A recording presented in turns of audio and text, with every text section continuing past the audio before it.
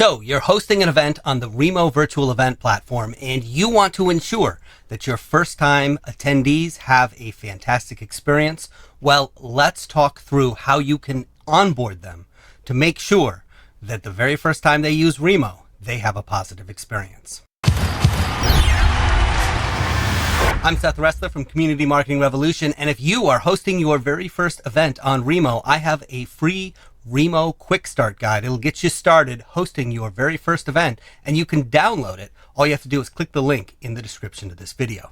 Let's talk about how to onboard your attendees who are first-time Remo users. How do you make this a good experience for people who have never used Remo before? And in this video, I am talking about regular attendees. I'm not talking about VIPs, such as speakers at your event or paying sponsors. For either of those two groups of people, I would actually host a separate practice session where you can show them how to use the platform so that they get the most out of it. And if you have a lot of speakers or a lot of sponsors, you can do that as a group session, but do that as something that is separate. But for your regular run-of-the-mill everyday attendees, you don't necessarily need to do a practice session. However, there are other options. For example, you could open up the doors to your event early so that some people could attend, and if they are new to the platform, it'll give them time to get used to using that. This is something that I do, for example, when I host networking events between students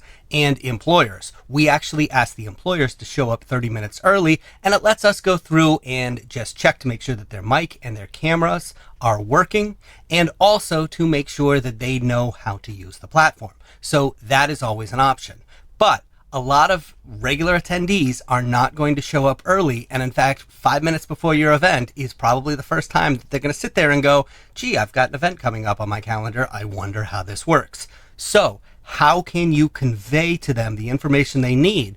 Because look, this is a different platform than Zoom. And so we have some information that we want to make sure that we convey to properly onboard our attendees. Now, there's no right or wrong answer to this question. There's a number of different ways that you could skin the cat here, but let me walk you through a couple of assumptions that I am making.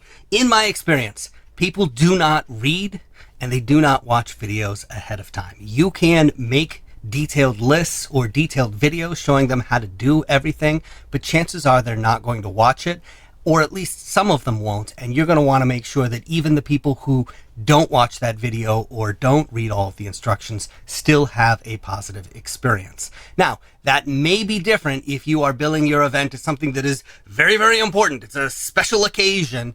Then maybe they'll treat it a little bit more seriously and be willing to do a little bit more prep work. But if you're doing more run-of-the-mill casual events, it's unlikely. That means that we are not going to have an easy time getting them to read something that's very detailed before they attend the event. So what do? Well, we're going to borrow a lesson that I learned when I was a DJ at radio stations. We had a rule. We said anytime a DJ does a break, that means they crack the mic to talk about something, one idea per break. We don't overcomplicate it. One idea every time we crack the mic. So same thing here. I want to limit you to just getting one point across at every touch point before your event. So what I'm going to suggest that you do is make a list of all the touch points that you have before an attendee shows up to your event, and then make a list of all the points that you get across and assign those points to each of those touch points. Make sense? All right, let's take a closer look at what the different ideas that you want to get across to your attendees before they attend might be. And some of these are going to seem very simple, but here are the things that I want people to know before they attend a Remo event. First, I want them to know that they are expected to have their mic and their camera on. In fact, that is the whole point of the event. A lot of attendees are used to attending webinars, and so they may naturally assume that that's what this is. And I have hosted events where we didn't properly communicate ahead of time that you were expected to have your mic and camera on when you attended this event. And of course, then people show up and they don't want to turn their mic on, or they don't want to turn their camera on. They're feeling shy, and it really hampers the event. So that's one of the most important things that you want to make sure you message to your attendees ahead of time. Another important point is that people can move from table to table at any point just by double-clicking on a new table. Again, it's a very simple idea, but that's one idea, and we only want to do one idea per break. A third idea that I want to make sure that we get across is that the controls for the mic, the camera, and the chat are in a white bar at the bottom of the screen. A fourth idea that I want to make sure that we get across is that if anybody needs technical help, if they're having any problems, for example, with their mic or their camera, they should send a private chat message to the help desk. And I always have at least one person for every 75 attendees who is at my event and has changed their name to help desk, and their job is just go around and help anybody who may be running into technical issues. So those are the four things that I definitely want to get across to everybody who comes to my event.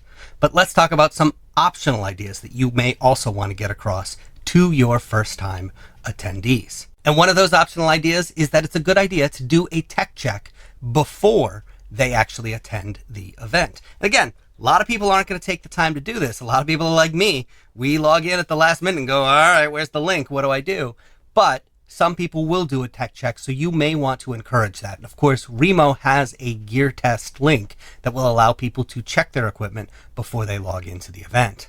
Another thing that you may want to get across to everybody is the time that the presentation will start. So for example, people may not be expecting that they're going to be mingling for 10 or 15 or 20 minutes or however you've set up your event before the presentation starts. So you may want to communicate to them very early in the event or in the process that, hey, come in, we're going to mingle for a little while, and then the presentation is going to start at such and such a time or after such and such minutes into the event. Another thing that you may want to communicate to your first time attendees is how they can fill out their profile with all of their contact information, including their name, their photo, and links to key websites or social media accounts. So that's something you may want to communicate as well. And another thing that you may want to communicate to them is encouraging them to click on a sponsor's link or all of the sponsors' links if they want to check things out. So those are all things to consider. You may have some other things that you want to communicate as well, depending on the type of virtual event that you are running. So we've got that list now of all the different things that we want to make sure we communicate to our first-time attendees. Now, let's look at the places that we can slot those ideas in order to communicate them in advance. And I want to preface this by saying that depending on how you're using Remo, you may not have access to all of these different touch points. So you may have to make some hard decisions about what you want to include and what you don't. But let's go through them. And the first touch point, of course, is whatever your promotional outreach looks like. Whether you are promoting your event through social media or through an email campaign to an email list that you have or some other way, that initial outreach is a place where you can send a message. And so, for example, you might want to send an email out to your email database saying, hey, we're going to host a networking event. This is an opportunity for you to come with your mic and your camera on and meet other people in real time. So that's the first touch point, the initial outreach, whatever that looks like, whether it's email, whether it's social media, whether it's, you sending a carrier pigeon with a little note wrapped around its leg, whatever it might be. Now, the second touch point is going to be the registration page for your event. And whether you can use this registration page to communicate an idea is going to depend on your situation. So if you're just using Remo's built-in form, then you're limited to what they allow you to say and how much you can customize that form.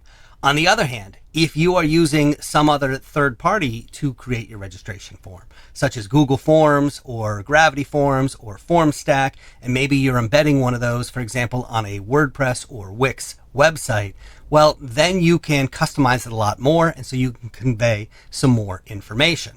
And again, here you're going to decide, do you want to communicate a new point, or do you want to repeat the touch point that you made before? I often repeat, hey, this is an opportunity for you to come with your mic and your camera on the registration page.